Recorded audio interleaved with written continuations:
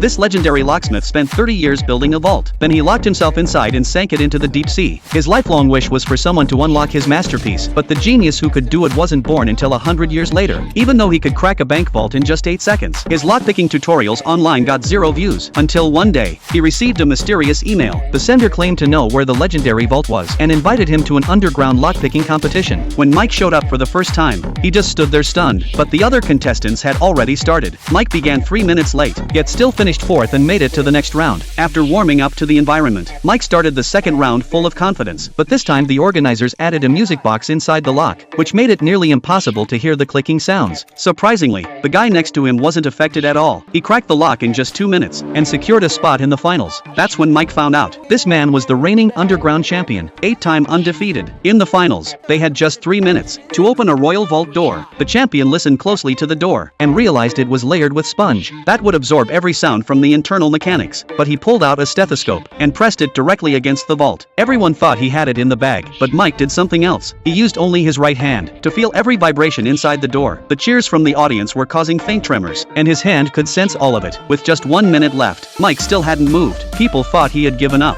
until suddenly, he sprang into action. In just 15 seconds, he cracked 3 layers of locks and opened the vault. A new underground king was born. He excitedly asked the hosts where the legendary locksmith's vault was, but they had no idea what he was talking about. They handed him $1 million prize and sent him away. That's when a mysterious woman approached. She was the one who signed him up for the contest. She said the legendary vault was so well designed that 3 major banks still used it today, and if he wanted to fulfill that dream, he had to join her crew for a real bank heist.